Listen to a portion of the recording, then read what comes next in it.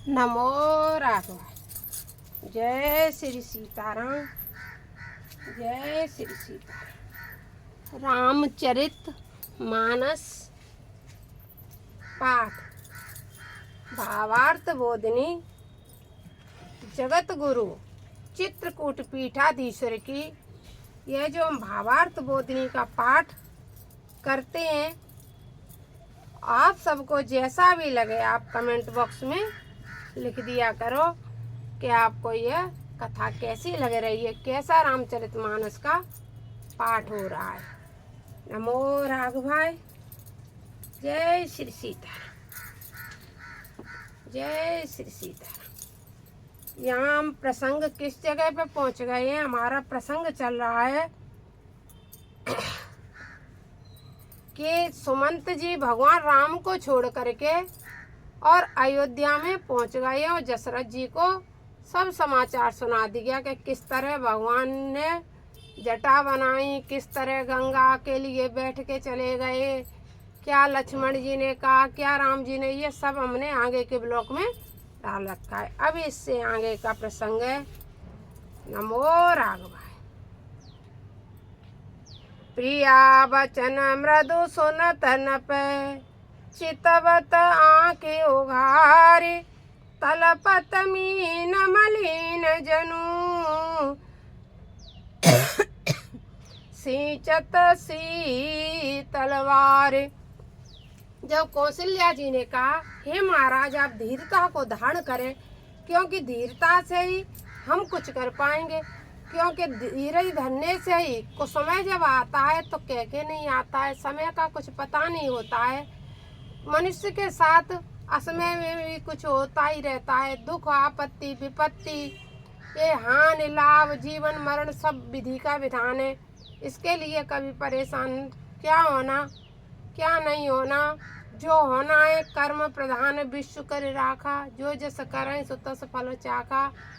कभी हमारे इस जन्म के, कभी हमारे पूर्व जन्म के, हमें कोई न कोई पाप ऐसे हमारे सामने आते हैं कि उसका हम परिणाम भोगते हो। उसी के द्वारा हमें पिता पुत्र माता भाई बंधु कुटुंब कबीरा सबका मिलन होता है। यदि हमारे जीवन में यदि हमारे माता पिता गलत हैं तो उसके लिए भी अपने आप को परेशान मत करो, हमारे पूर्वजनों का कुछ कर्म है। यदि पुत्र गलत है तो हमारे पूर्वजनों का कर्म है, यदि भाई गलत है तो वो हमारे पूर्वजनों का कर्म है। यानी संसार का अड़ोसी पड़ोसी जो कोई भी व्यक्ति यदि आपको गलत मिलता है तो ये हमारे सब कर्मों के फल के द्वारा ही मिलता है। और इसमें कोई तुम्हारे साथ छल कपट बेईमानी करता है तो उसके लिए परेशान हो करके इतनी परेशानी में न डूब जाए कि कभी कभी लोगों की हालत खराब हो जाती है। ऐसे ही भगवान की माँ कौशल्या जी दशरथ जी को समझा रही हैं कि राम गए हैं वन में पापी, ये समय की परिस्थिति है महाराज, आपके ही सारे पूरा परिवार पूरा राज्य चल रहा है, आप धीरता को धारण करें, ऐसा वो कह रही। जब उनने ऐसा कहा तो राजा दशरथ जी ने ऐसे घूम के अपनी पत्नी कौशल्या की ओर देखा।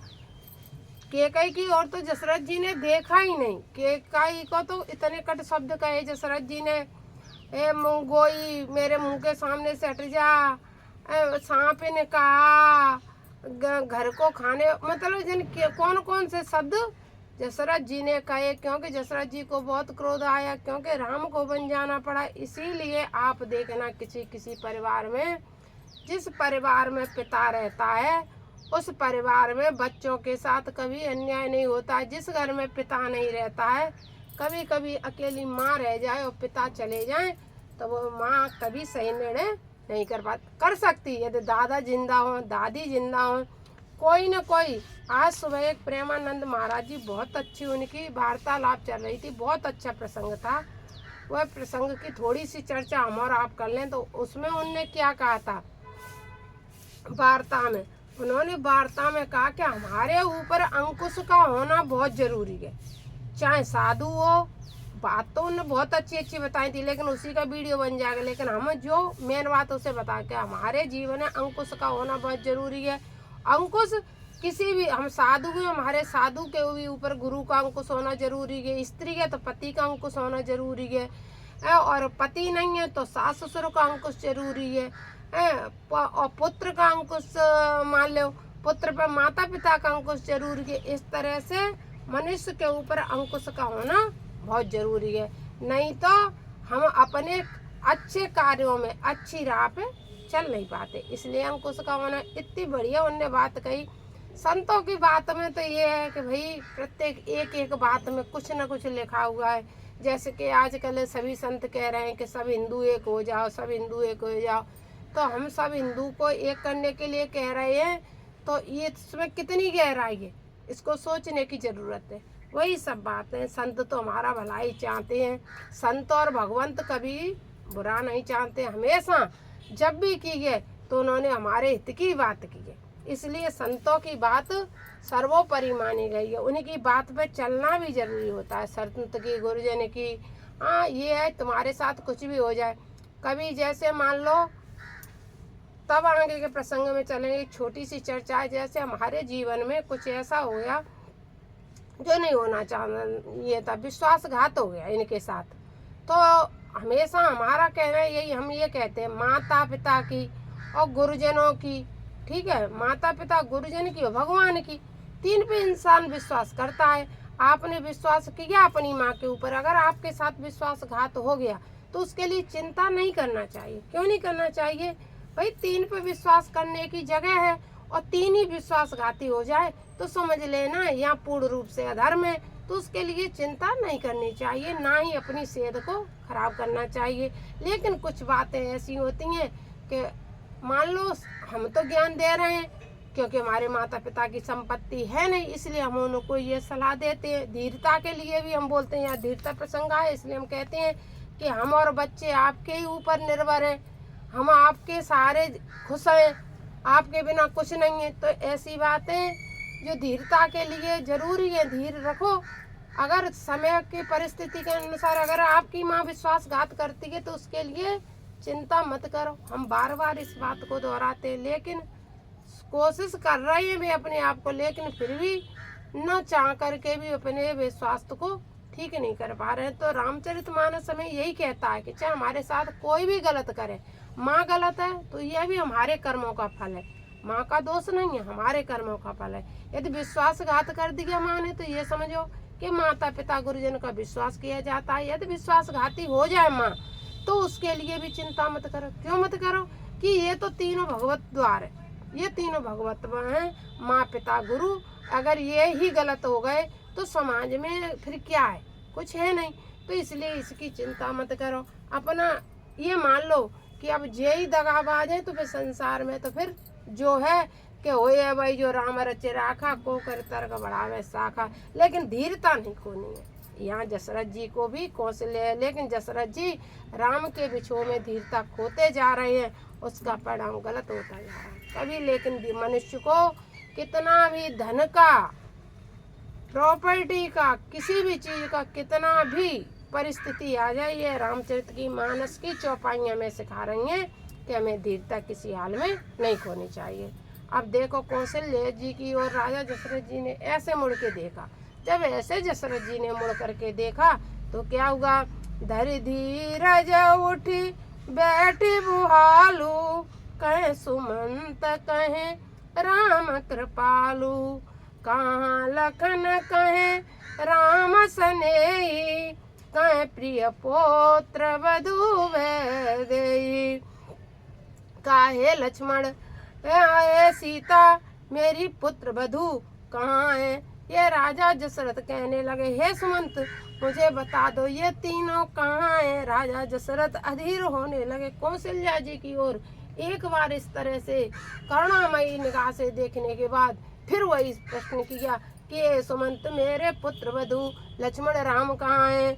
बिलपत राव बिकल बाहु भांति, भई जुग सरिस सिरातिन राती, तापस अंध श्राप सुध आई, कौशल्य सब कथा सुनाई।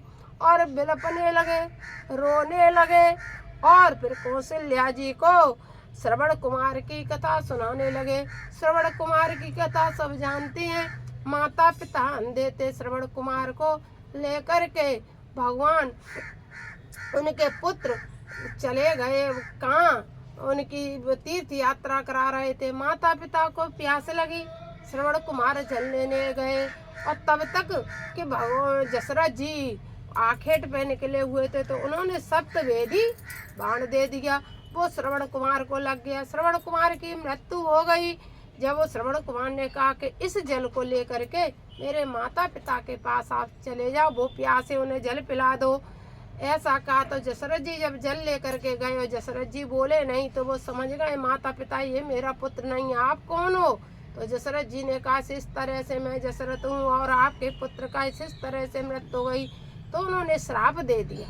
पुत्र क्या है ना, कितने भी धीरता हो, ये हमारा जो मोह होता है ना, वह मोह जुड़ा ही रहता है। जैसे राजा दशरथ का यहाँ मोह जुड़ा हुआ है, हमारे घर वालों का एक मोह जुड़ा हुआ है। एक कहते हैं कि सबकी बात समझ में आती है, इतना समझाते हम उनको, इतना समझाते, लेकिन वो एक बात कहते ही रहते कि सबकी बात समझ में आती है।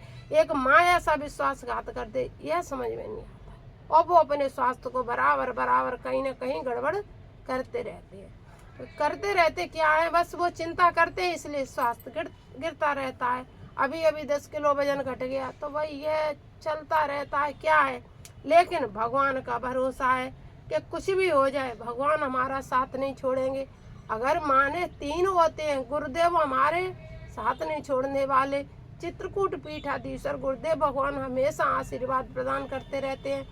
और माता ने एक धोखा, मान लो 3 उंगली में 1 उंगली दगाबाज हो गई, तो 2 तो भी साथ हैं, गुरुदेव साथ है और परम पिता परमात्मा साथ है, एक माँ नहीं साथ है। तो इसके लिए चिंता करके अपने स्वास्थ्य को नहीं गिराना चाहिए। इस तरह से वो भी माया में पड़ के उन्होंने श्राप दे दिया दशरथ जी को। श्राप देने के बाद दशरथ जी ने कहा कि जाओ तुम भी पुत्र शोक में मरोगे। वही सारा प्रसंग कौशल्या जी से दशरथ जी कह रहे हैं, क्या कह रहे हैं कि इस तरह से मुझे श्राप मिला है, हे कौशल्य, अब मेरा जाने का समय आ गया, अब मैं नहीं रहूंगा, मैं जा रहा हूँ। भयउ विकल बरनत इतिहासा, राम रहित जिर्धिक जीवन आशा। और विकल हो गए दशरथ जी और कहने लगे कि मैं राम के बिना नहीं जी सकता हूँ, इस तरह से मेरा जीवन धिक्कार है, धिक्कार है। ऐसे अपने आप को दशरथ जी धिक्कारने लगे और कहने लगे मैं राम के बगैर नहीं जीऊंगा, मेरा जीवन धिक्कार है। सो तनु राखी करब में कहा, जैन प्रेम पन मोर निवाहा।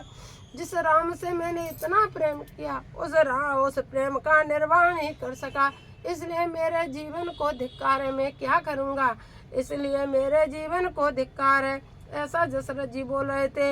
हाँ रघुनंदन प्राण प्रीते, तुम बिनु जियत बहुत दिन बीते। और दशरथ जी कहने लगे, हे रघुनंदन, तुम्हारे बिना मुझे जीते हुए 14 दिन हो गए, अब मैं नहीं जी पाऊंगा। हाँ जानकी लखन रघुवर, हाँ पितु हित चित चातक जलधर। हे जानकी सीते, हे रघुवर, जिसे मैं चातक की तरह चाहता था वो कहाँ है। हे लखन। इस तरह से राजा दशरथ बार बार पुकारने लगे।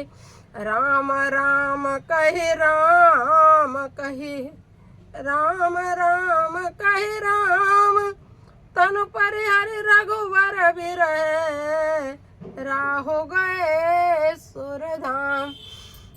राजा दशरथ जी ने यहाँ 6 बार राम कहा, राम राम कहे 3 बार, राम राम कहे राम, ऐसे 6 बार राम राम राम राम कहा है। तन परिहरि रघुवर बिरहे, ऊप गए सुरधाम। और राम जी को हृदय में धारण करके, अपने चित्त में धारण करके वो सुरपुर को पधार गए राजा दशरथ जी राजा राम के वियोग में। ये बात सत्य है, जीवन में कुछ हो या ना हो, लेकिन भगवान का होना बहुत जरूरी है। तो साक्षात परम ब्रह्म मिलने के बाद और फिर हम उसे न अपने साथ रख पाए तो ये बड़ा हमारा दुर्भाग्य। इसी तरह से यदि किसी को अपनी परमात्मा में भक्ति हो जाने के बाद, यह ज्ञान आ जाने के बाद कि यह संसार नाशवान है, इस संसार में कुछ भी नहीं, कुछ भी नहीं, सब नष्ट होना है, चाहे हम हो, चाहे ईंट पत्थर हो, चाहे पेड़ पौधे हो, या जीवात्मा में प्रत्येक चींटी से लेकर प्रत्येक वस्तु नाशवान है, क्योंकि इसका नाम ही मृत्यु लोक है। जब सब नाशवान है, हमको इस गुरुजनों के आशीर्वाद से, सत्पुरुषों के आशीर्वाद से, सत्संग से हमें जब ये ज्ञान हो जाए और फिर हम माया के ओर दौड़े, परमात्मा को भूल जाएं, तो इससे बड़ा कोई दुर्भाग्य नहीं है। यही राम जी के पिता दशरथ जी को जब स्वयं राम मिल गए तपस्या करने के बाद, अब वो किसके लिए जीते, किसके लिए जीते? इसलिए उनने तन पर हरि रघुवर विरह सुभूप गए सुरधाम, अपने तन का त्याग कर दिया राजा दशरथ जी ने। जीवन मरण फल दशरथ पावा, अंडने कमल जस गावा, जियत राम विदु बदन निहारा, राम बिरह मरे मरण संवारा। जीते जी राम राम कहा, अंत समय में भी मुख से राम ही कहा। अब ये सोचो दशरथ जी, कोई मतलब बहुत से लोग हैं संसार में, तर्की कुतर्की कई कुतर्क करते रहते हैं। कभी कभी किसी पे हमने देखा है, संसार में वृद्धावस्था तो वृद्धावस्था होती है, इस वृद्धावस्था में यदि कोई कष्ट के कारण मरता है या कुछ होता है तो लोग कहते हैं देखो कितना कष्ट पड़ रहा है, ये वो ऐसी भ्रांतियां लेके आते हैं। लेकिन महत्व तो इस बात इन कष्टों का नहीं है, शरीर है, इसमें कष्ट तो पड़ते गए, कष्ट तो पड़ते गए। यहाँ शरीर में किसी पे कम किसी पे ज्यादा, बिना कष्टों के मृत्यु नहीं होती है। कोई भाग्यशाली होंगे बिरला जो भगवान को माथे नवाते प्राण छूट गए, वरना कष्ट पड़ते ही पड़ते हैं। अंत तो गत्वा, अंत में के बार बार मुनि यतन कराई, अंत राम कहीं आवत नहीं। जिनके मुख में अंत समय में राम नाम आ गया, समझो उसने ही अपना जीवन सार्थक कर लिया। अंत समय में मुख से राम राम नहीं निकला और जीवन पर्यंत हमने पाप किया तो समझो हम किसी काम के नहीं रहे। बहुत से लोगों को देखो आप, 4-4, 6-6 दिन के लिए वेंटिलेटर पर रखे रहते हैं, मुर्दे के समान, उनको होश ही नहीं है। तो वो क्या राम नाम, क्या कुछ नहीं, उन्हें स्मरण ही नहीं है, वो तो मुर्दे के समान रखे हैं 6 दिन तक, तब प्राणी छूट रही है। तो वो क्या है, वो अंतिम यात्रा ठीक नहीं है। जो वेंटिलेटर पे रखे हैं, कोई कोमा में चला गया, मन अपने परिवारी जन को ही नहीं पहचान रहा है। अगर बोल नहीं पा रहा है और परिवारी जन को पहचान रहा तो उसके मन में कहीं ना कहीं परमात्मा का चिंतन वो चल रहा है, तो वह मुक्त है। लेकिन जो किसी को पहचानता ही नहीं है, चला हुआ है, वे उस अंत मृत्यु वही अच्छी है जो अंत समय तक मेन सबको पहचानते रहे, बोलते रहे, राम राम करते रहे, अंत समय में राम राम कह करके जाएं। तो दशरथ जी अंत समय में जीते जी राम राम पुकारे और अंत समय में भी राम जी का ही ध्यान करते हुए अंतिम समय की यात्रा की। सो कबे कल सब रोवहि रानी, रूपशील बल तेज बखानी, करई बिलाप अनेक प्रकारा, परई भूमि तल बारह बारा। अब तो तीनों रानियां सिर पटक पटक करके रोने लगी। उनके शील की सराहना करें, उनके तेज की सराहना करें, राजा दशरथ के बल की सराहना करें, अनेक अनेक विलाप करते हुए धरती पे लेट जाया करे रानियां। बिलपै बिकल दास और दासी, घर घर रोदन करे पुरवासी। दास और दासी रोए और घर आंगन में सभी विकल पुरवासी अयोध्या के सारे लोग विकलता में रोने लगे। अथैव आजु पान कुल भानु धर्म अवधि गुण रूप निधानु। धर्म के धुरंधर गुण के निधान आज अयोध्या के दशरथ जी हमारे चले गए, ऐसा विलाप कर रही हैं। घारी सकल के कही देई नैन विहीन कीन जग जेई। और सकल अयोध्या के लोग के कई को गाली देने लगे कि इसने सारी दुनिया नेत्रहीन कर दी। यह वेद बिलपत रैन बिहानी आए सकल महामुनि ज्ञानी। और मुनि और ज्ञानी सब आए और राजा दशरथ की सुन करके सब उपस्थित हो गए। ये बात सत्य है, कोई मुंह पे दे या सामने दे या पीछे दे, अच्छे काम की बढ़ाई और बुरे काम की निंदा होती है। तब वशिष्ठ मुनि समय समय कई अनेक इतिहास शोक निवार्य सब ही करे निज विज्ञान प्रकाश। तब वशिष्ठ मुनि आए, अनेकानेक उन्होंने विज्ञान की बातें की, पुराने इतिहास कहे कि ये तो शरीर है, जाना आना लगा हुआ सब कुछ कह करके और शोक का निवारण करते हुए उन्होंने सभी को सलाह दी। क्या सलाह दी हम आगे के प्रसंग में कहेंगे, क्योंकि फिर ब्लॉक बड़ा हो जाएगा। चाहे और थोड़ा तेल नाव भरे न पतन राखा दूत बुलाए बहुरे असवाका। दशरथ जी के शरीर को एक तेल की नाव बना करके उसमें लिटा दिया, जैसे आजकल बर्फ में लिटा देते हैं ना कि बॉडी को बर्फ में रख दो।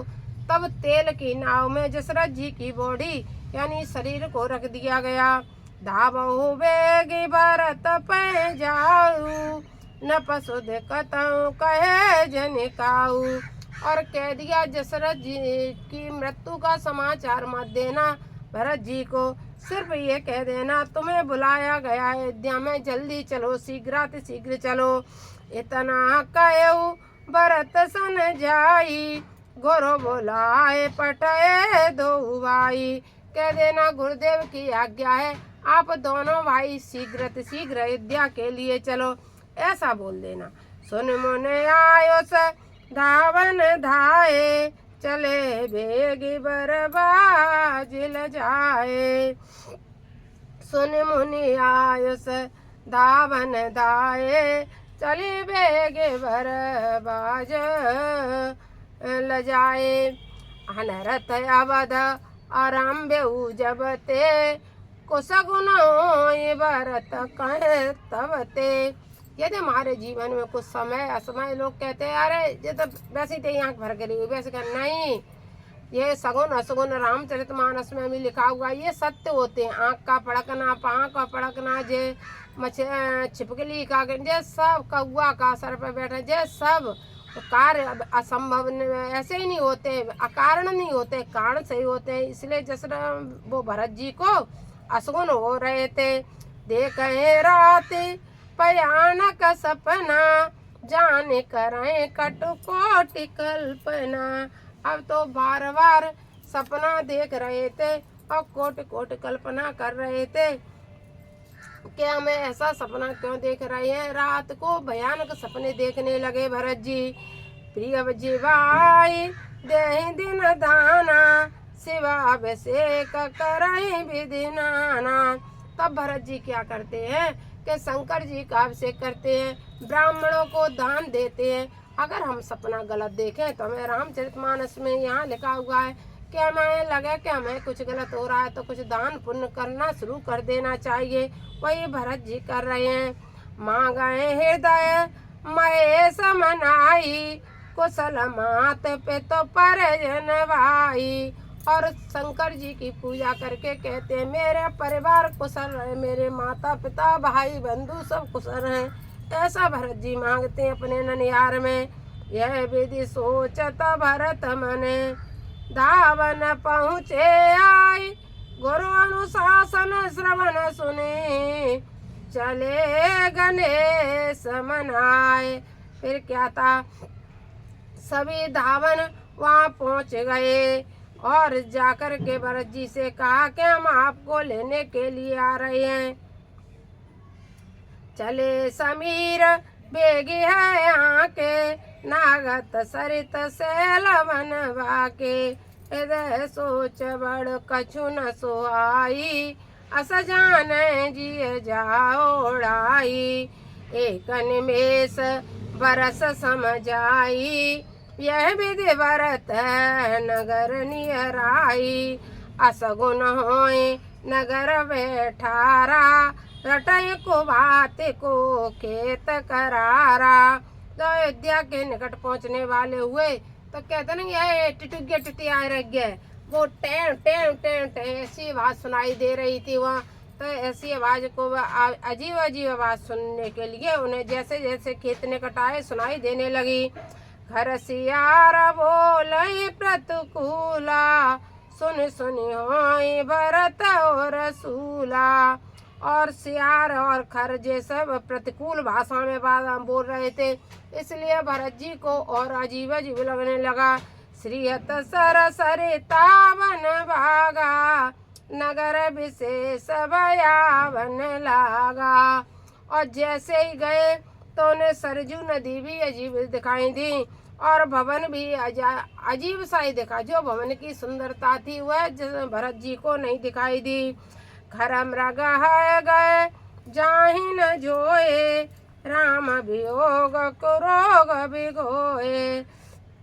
नगर नारे नर निपट दुखारी, मनो सब सब संपत्ति हारी।